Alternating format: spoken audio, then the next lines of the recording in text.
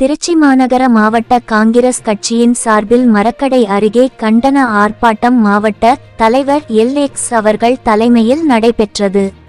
பாராளுமன்ற மரபுகளை மூடி அரசை மீறாத என்று கோஷமிட்டு கண்டன உரையை நம்முடைய தன்னலமற்ற தலைவர் திரு ராகுல் காந்தி அவர்கள் பாராளுமன்றத்தில் ஜாதி வாரி கணக்கெடுப்பு நடத்த வேண்டும் என்று கோரிக்கை வைத்த போது பாஜக பாராளுமன்ற உறுப்பினர் திரு அனுராக் அடிக்கோடு தாக்கூர் ஜாதி பெயர் தெரியாதவர்கள் ஜாதி வாரி கணக்கெடுப்பு பற்றி பேசுகிறார்கள் என்று ஜனநாயக மரபுக்கு எதிராக தரக்குறைவாக பேசினார். இதனை தூண்டும் வகையில் பாசிச பஜக மூடி எக்ஸ் வலைதளத்தில் வீடியோவை பதிவு செய்துள்ளார். இதனை கண்டித்து கண்டன ஆர்ப்பாட்டம் நடைபெறுகிறது.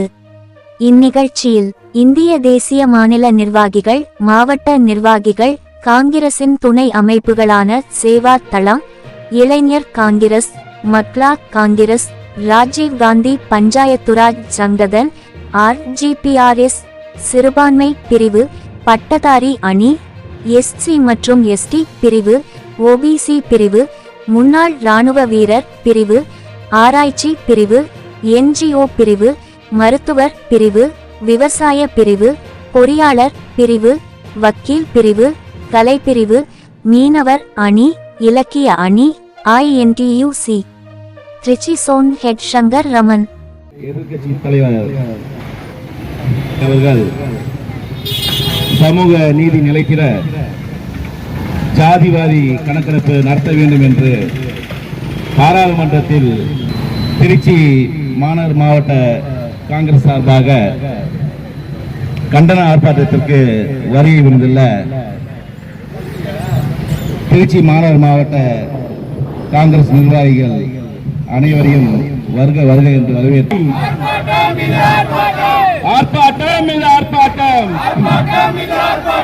காங்கிரஸ் கட்சியின் ஆர்ப்பாட்டம், ஆர்ப்பாட்டம் இது ஆர்ப்பாட்டம், காங்கிரஸ் கட்சியின் ஆர்ப்பாட்டம், பிஜேபியின் அராரி தளத்தை, பிஜேபியின் அராரி தளத்தை எதிர்த்து நடக்கும் ஆர்ப்பாட்டம். அனுமதியோம் அனுமதியோம் அனுமதியோம் அனுமதியோம். மோடி அரசின் அத்துமீறலை நாம் ஒருபோதும் அனுமதியோம். கண்டிக்கின்றோம் கண்டிக்கின்றோம். மோடி அரசின் அராஜகத்தை வன்மையாக கண்டிக்கின்றோம் கண்டிக்கின்றோம் கண்டிக்கின்றோம். சமூக நீதியை புறக்கணிக்கும் மோடி அரசை கண்டிக்கின்றோம் கண்டிக்கின்றோம் கண்டிக்கின்றோம். சமூக நீதியை புறக்கணிக்கும் மோடி அரசை கண்டிக்கின்றோம். அனுராக் தாக்கூரின் இழிவான பேச்சை நடத்திடு நடத்திடு நடத்திடு நடத்திடு. ஜாதி வாரி கணக்கெடுப்பை நாடு முழுவதும் நடத்திடு. மத்திய அரசு, மோடி அரசு மாண்பினை, பாராளுமன்ற மாண்பினை காக்க தவறிய மோடி அரசை வன்மையாக கண்டிக்கின்றோம். முறியடிப்போம் முறியடிப்போம் முறியடிப்போம் முறியடிப்போம். பிஜேபியின் சதிகளை நாம் ஒன்று சேர்ந்து முறியடிப்போம். காத்திடுவோம் காத்திடுவோம். நம் தேசத்தின் ஒற்றுமையை நாம் ஒன்று சேர்ந்து காத்திடுவோம். படைத்திடுவோம் படைத்திடுவோம் படைத்திடுவோம் படைத்திடுவோம். நம் தலைவர் ராகுல் காந்தி தலைமையிலே நம் தலைவர் ராகுல் காந்தி தலைமையிலே கருப்பு நாள் என்று நான் சொல்ல வேண்டும். நேற்றைய முதல் தினம் ஒன்றை துவக்கத்திலேயே நாம் முதலில் புரிந்து கொள்ள வேண்டும். அவர்கள் சொல்வதற்கு முன்பாக எனக்கு என்னுடைய தந்தை பெயர் தெரியும், தாய் பெயர் தெரியும், என் தந்தையுடைய தந்தை பெயர் தெரியும். ஆனால் தந்தையுடைய தாய் பெயர் எனக்கு தெரியாது. நீங்கள் ஒவ்வொருவரும் யோசித்து பார்த்தால் ஒரு தலைமுறை அல்லது 2 தலைமுறையை தாண்டி உங்களுக்கும் தெரிந்திருக்க வாய்ப்பில்லை.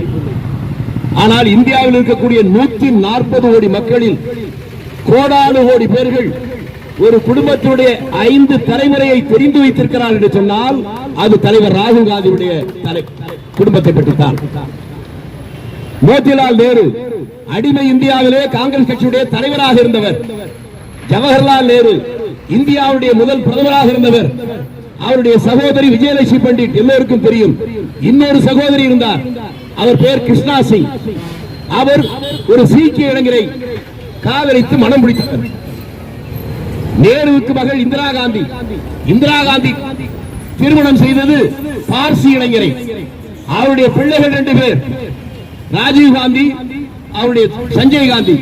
சஞ்சய் காந்தியுடைய மனைவி மேனகா ஒரு சீக்கிய ராணுவ வீரர்களுடைய மகள். ராஜீவ் காந்தி இந்த நாட்டிலேயே பிறக்காத இத்தாலியிலே பிறந்த ஒரு கிறிஸ்தவ சகோதரியை மணந்தவர். அவருடைய குடும்பம் இதுதான் என்று எனக்கு தெரிந்ததை போல இந்த நாட்டிலே கோடானு கோடி பேருக்கு தெரியும். ஆனால் அவர்களே உலகத்துக்கு தெரிந்ததுதான் ஒரு நல்ல விஷயத்தை சொல்லியிருக்கிறார். ஜாதி பேர் தெரியாது என்று சொல்லியிருக்கிறார். ராகுல் காந்திக்கோ அந்த குடும்பத்திற்கோ ஜாதி மத வன்மம் கிடையாது. மனிதனை மனிதனாக பார்க்கிற புத்தி தான் இருக்கிறது. அவர்களை பேசுகின்ற யோக்கியதையோ அருகதையோ பாஜகவில் இருக்கிற எவனுக்கும் கிடையாது. அதை புரிந்து கொள்ள வேண்டும் நண்பர்களே. இது ஆட்சி நடக்கிறதா காட்சி நடக்கிறதா?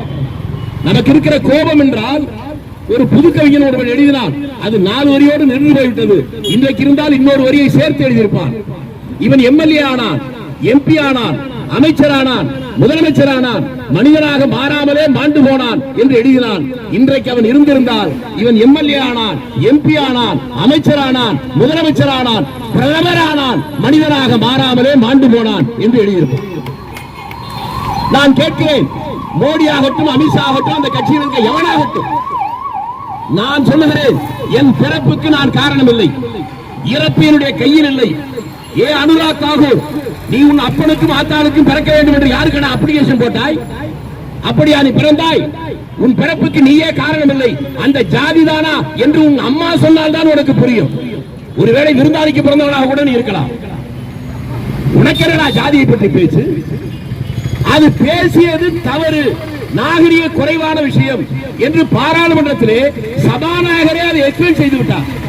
அது செய்ததற்கு பின்னாலே இந்த நாட்டுடைய பிரதமர் நாற்காலியிலே அமர்ந்திருக்கிற ஒரு நாடாந்தர பேர் வழி அதை தன்னுடைய வலைதளத்திலே போட்டு ஆனந்தப்படுகிறார். அந்த அனுராக் தாக்கூரை பாராட்டுகிறார்.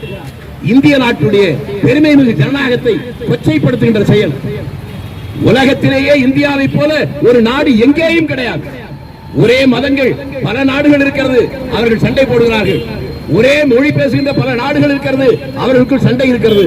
ஆனால் ஒரே ஒரு நாட்டில் பல்வேறு மதம், பல்வேறு ஜாதி, பல்வேறு கலாச்சாரம், பல்வேறு மொழிகள், பல்வேறு சிந்தனைகள் எல்லாம் இருந்தாலும் அதை கடந்து 75 ஆண்டுகளுக்கு மேலாக பலமாக இருக்கிற நாடு இந்தியா. வேற்றுமையின் ஒற்றுமையை உலகத்திற்கே சொல்லிக் கொடுக்கின்ற நாடு. இந்த நாட்டில் இப்படிப்பட்ட கையில